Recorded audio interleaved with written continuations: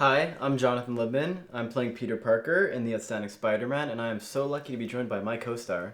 Nathan Bois-McDonald. I'm playing Harry Osborn in The Outstanding Spider-Man. Nice. I guess first things off is how you enjoyed our time on set. Have I enjoyed? Yes.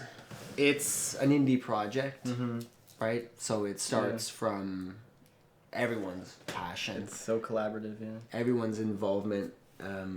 Everyone who is there wants to be there, and you can really feel that off the top. Yeah. What did you want to talk about? So something I was really curious about is obviously because Emmy and I, who started from this, we're both huge Spider-Man fans and all this. I'm curious how when we approached you for Harry, how did that work? Maybe for your approach, did you do research? How do you find you came out to set? Yeah, that's something that I was a little intimidated by off the top because I'm not immersed in the comic book universe. I've got lots of friends who are very much so, but I guess I approached the character just from the face value. Just what I saw on script and how I could relate to that. It was an interesting exploration of okay, what type of male-male friendships have I experienced in my life that brought out some jealousy in me and maybe some reactions that I wasn't expecting from myself. And it's definitely been a nice adventure to discover Harry and his worldview. You know, it's so skewed by the fact that he doesn't have a lot of support in his life. Yeah, for sure. So his support system is entirely in school. And high school is such a fucking social jungle. Oh my god, it's just like weird hierarchy that exists. Exactly, yeah. So it's a nice challenge. And every time I get back on set, I'm discovering new things. Yeah, for sure. I think it's really interesting because obviously, I went a lot into this character because I know so much about the Spider-Man lore and this stuff. Writing him, I feel like I was so dialed into knowing who Peter is, who Spider-Man is, and that's so interesting that you're actually just looking at him. You're not looking at him as this Marvel character. You're just like, so who's Harry Osborn in the script, and how can I get to know him? That's exactly. So interesting to me. Yeah, I wasn't sure whether I wanted to inspire myself from previous renditions or if I just wanted to work with you guys. And at this point, I think that's really served its purpose. And I really think you found a really good footing into who your Harry is. Feels very, very specific to you. And it's so interesting because I guess for me also it's because I knew so much when I started on this, I was like, so do I emulate a little bit of this one, a little bit of this one, a little bit of that one, maybe even a video game or show? But then I found as time went on, I sort of felt like he sort of became my own character. Yeah. After a little bit of time and being on set, when we start really getting into it, it feels like it's you and me. It's not these characters we've seen in the movie. It felt more like us. Before the cameras were on, you were discussing how your approach to acting has completely changed since the beginning of the project because you're new to acting. Yeah. It's changed so much because we had done a test footage scene and that was really quick. Emmy wasn't necessarily directing me exactly because she was in the scene with me, so I found I kind of had to figure out a lot of it on the day, and I'm not too happy with that performance.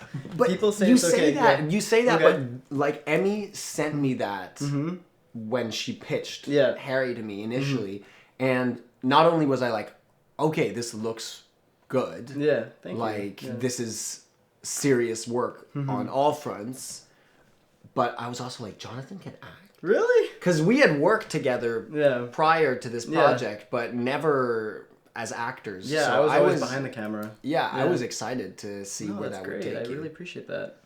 Yeah, because it's definitely there. I felt like I was figuring it out on my own, but then on set, while Emmy was really there to properly direct me, I felt like I was so much more was being taken out that then I started figuring out real techniques. I also had this book to figure out where my breath would be. Really helped me figure out there are scenes where if we paused for a bit, it'd be I have to run around for a bit just to get it back where I need it to be. And then you start finding ways to do that in more minimized your own method to get back in. And then you're already in character again. Then take starts and we're already yelling at each other. It's perfect. Yeah, keeping it playful, keeping it energized because the days on set are long. Very long. They're very long, and everybody has their own ways to kind of stay locked in. But for a performance, when you want to be really engaged with your scene partner, I think everybody has their own ways to be present. Yeah. So if that's getting your heart rate up, like you were saying. I've definitely done that before some high stakes scenes, or sometimes it's just like goofing off. Yeah, exactly. And or like literally just hugging between takes to get close and break that like ice. Yeah. Or it can be as simple as like a high five between takes, like Like reminding everyone that like we're a team, we're working together, like we're playing off of each other. Because then you bring that into when they call action. It's perfect. I'm curious. Yeah, what's your process like before set when you're getting there? Before set, like right before you get on. What does your morning look like? Well, I want to make sure that I'm not bringing my outside life to set. So I need to wrap up anything that might be on my mind that day.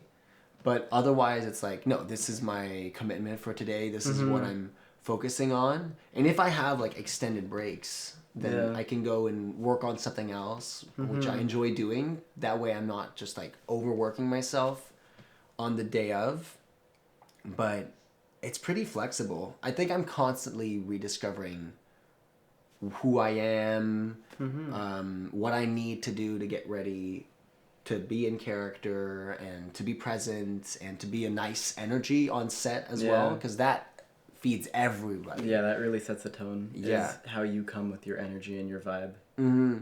Look, that is definitely interesting because there are times, like you said, you try not to bring your personal life into it. There are times when, like, if I'm feeling something, whether physically or in real life, I'm like, oh, can I maybe use this? Yes, always use. Don't ignore how you're feeling in the moment, because that can serve. Yeah, like if I'm like feeling like really upset about something, like, can I throw this into it? Sometimes then I end up start thinking about that thing more than the scene. So I'm still trying to like find ways to work at a good balance for that. Yeah. But overall, I do think it really helps. Like if I'm like, oh, but I'm also like happy I'm upset. I'm like, yes. I had a teacher in theater school who told us that neutral, like saying you start from neutral as an actor doesn't really exist. Because a lot of people are like, wait, find your neutral and then go from there for your scene. But every day will be a little different. Completely different. Like maybe you're feeling sore, maybe you're feeling emotionally vulnerable or a little bit more volatile. So you need to figure out like where you are, where your neutral is that day, and then you can go from there. Interesting. Instead of trying to ignore how you're actually feeling and then not acknowledging that it is affecting your performance. Yeah, because there's definitely been times on set where I felt a certain way and I was letting it get to my head. And because of that, I ended up realizing I was delivering the line the exact same way every single take. So I was like, oh, I feel different every time I say it. Like, no, that's not what's going on. It is really hard just finding the right way to know how to use yourself. And I definitely feel like the last time we shot, I felt like I was gaining it better. But it still is a lot of discovery to be made on how to actually use my real life into his performance. Because I feel like I'm so into his mind. Like, having partially read this written script as well, it definitely helps. But yeah, being on there physically, it's such a different experience than like figuring out what the scene's gonna look like beforehand. Because it's so physical. How did speaking of the physicality, how did you prepare for becoming Spider-Man? Like, what? I know you trained for it. I know you did like water cuts before the shirtless scenes. Yeah, I'm so glad you mentioned this. I mean that's like commitment. Yeah, so I've always liked kind of fitness stuff. Yeah. But, like, I never really did it too consistently. Then I feel like I had two phases before doing this. It was like time where I was trying to I was like only eating eggs or only eating this, trying to hit goals every day, and I was like miserable. I wasn't really doing it. And my body was not showing for it either. And then I changed out all that. I was like, I'm just going to eat when I want, eat as much as I can. And I was like, oh my God, everything looks so much better now. And working out when I wanted to. It's just about listening to your body. It's very similar to being an actor as well. Just you kind of feed what you feel. You know what I mean? And the same thing worked through in fitness. And then I got to a level to play, a character. But you knew that you were that you wanted to get like into shape for Peter Parker. And then I was rewatching some of the movies and they all have their shirtless scene. I'm like, oh, okay, so I gotta like really lock into this. I'm really curious about that because, in a way, a lot of the heavy lifting in the story has been already done by just the sheer amount of work in that universe that's already been written. That's the thing. It's so much of it's established. We're trying to like either set ourselves apart while also feeling like it's not something completely different. You're not trying to recreate it completely. Like there still are those things that are part of Spider-Man that are significant, like that awkward moment when he wakes up. He's like, oh yeah, muscles and stuff. Right. And like you said, I had to dehydrate for like 3 days before that because it just makes your skin looser or whatever. I don't know. Do you think weird. that? Yeah. fans are looking forward to the, I guess, new reimagined scenes as much as I would say the more standard canon scenes? That's it's a really interesting question because, like, there's definitely things that feel like Spider-Man. Like, you can't be without those. It's like the moment where he puts on the suit, like getting the powers, waking up, all these like sticking to everything. Right. The moments with Harry and MJ, that whole dynamic. It's done so many times. We obviously try to set ourselves apart, but more like writing. I guess like you get a new voice every time you do it. Like, because a big thing, we're like, we want to portray Spider-Man in a way that feels natural and real to us. Like, he still is a kid. Okay. Like, he always goes off to be this incredible superhero, which obviously that's going to happen no matter what. But we want to still keep him in his roots, show how it actually affects his real life. Because, like, it affects his school, it affects his friendship. Because, I mean, you're living a double life. You don't have enough time to really work it. Both things. So just seeing that, I feel like is a fresh take while also building off of what's been established. Because we didn't make any original characters, but we wanted to give more nuance and more depth to as many people as we possibly could to make it feel just like a real universe where all this stuff also is happening to just happen also. Do you think that that's something that's unique to the superhero movie genre? The fact that you're building off of these huge universes, and every time you add a movie or a TV series or even a fan film to them, you're just deepening the lore and in a way like feeding the fans? Well, enough to the feeding fans. I feel like everyone does have like their almost own interpretation or their own like connection to it. Yeah. And I think we're just more showing our own. Like I feel like we all kind of almost have this in like our own headcanon of how we would feel if like this was all real. We all watch it a different way, and I just think we're portraying the way we watch it. You know what I mean? We are definitely deepening lore technically, but I mean it's not like we're a part of like this actual franchise. Definitely not. We want to set ourselves apart while also being like, this is the Spider-Man media influence. Like, this is how it's affect all of us kids growing up and how we also understand the character. It's not like we're building with this whole massive universe. It's just our own take, and other people can see if they relate to the Spider-Man. That's like, it could be like just more voices to make this beloved character. Yeah. I've been asked by quite a few people how this is even possible. Like, how are you not being sued, by Sony or Marvel? Can anybody make a superhero movie if they want to make one about the Green Lantern, or how does that work?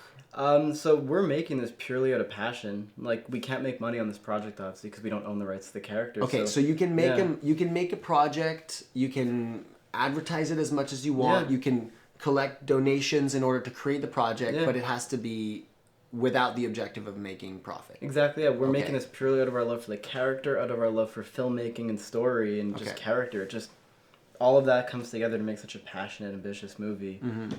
Like, obviously it would be really cool for us to be like paid to make a movie like this, but we're not making it for that. We're making it just because of how much we love it. Yeah. It's so cool. It's just so fun to get into this and get into these characters. I mean, we have a ton of fun on set. And like our dynamic is kind of crazy.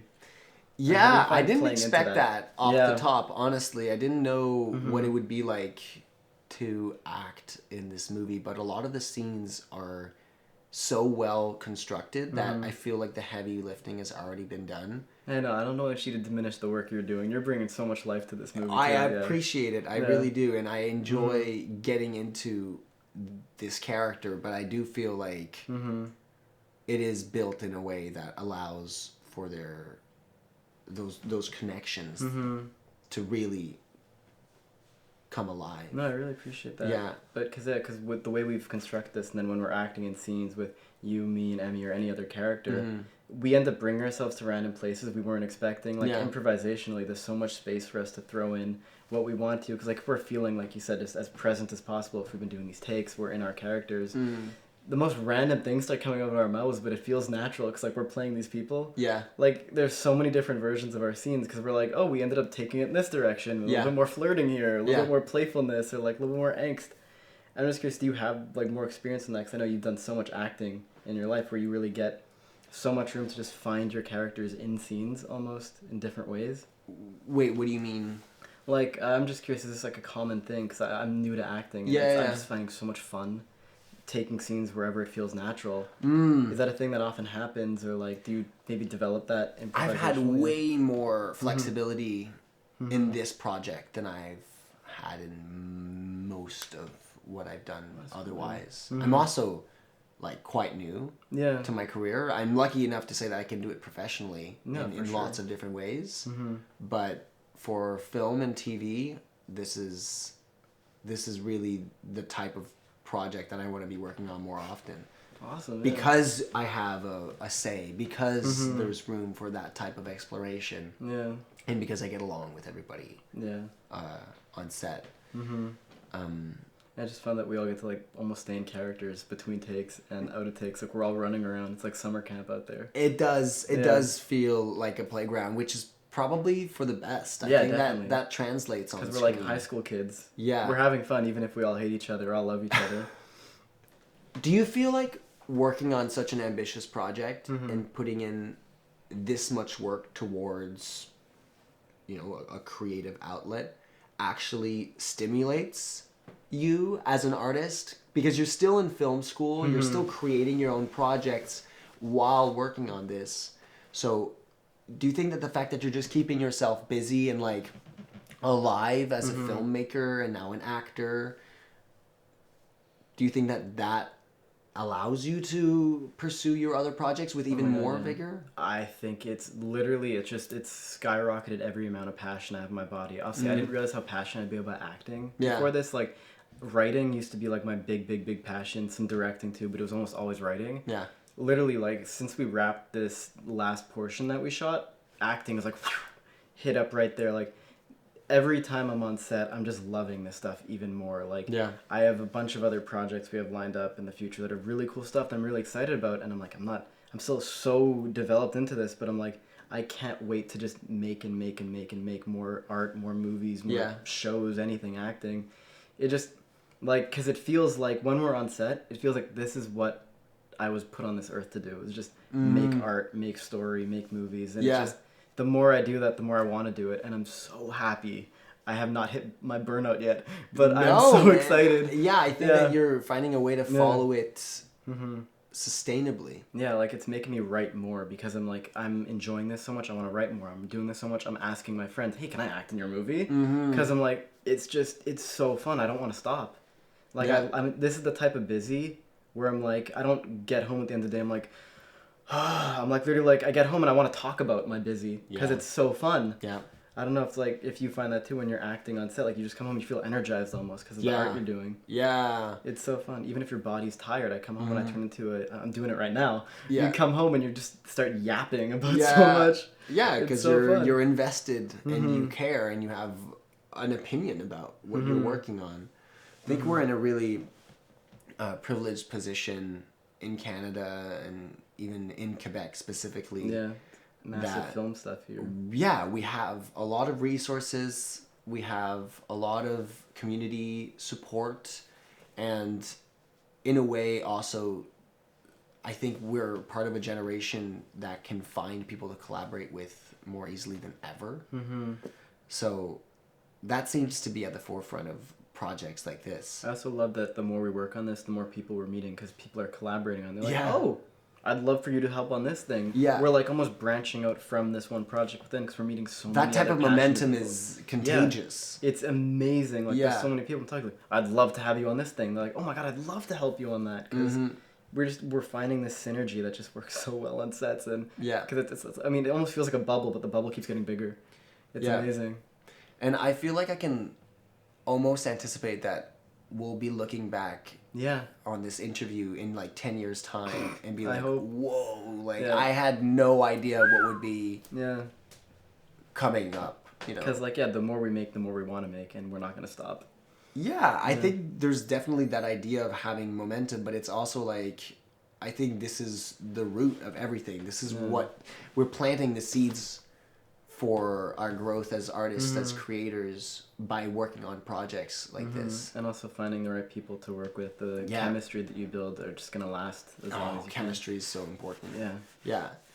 It's too much extra work, too much, like, insane concentration on one specific thing to not allow yourself to have chemistry. Exactly, And you develop those connections you guys just want to continue making because... it's so fun. It's so fun. Awesome. Shall we finish it there? Love you, man. Oh, wow. That was an outstanding interview. Okay, hi guys, thank you for watching. You can follow us on Something Great Films on TikTok and Instagram, or if you want to see more cooler long videos like this, you can watch us on YouTube and different great stuff. So, I'm Jonathan. I'm Nathan Bois-McDonald. Good night. Signing off.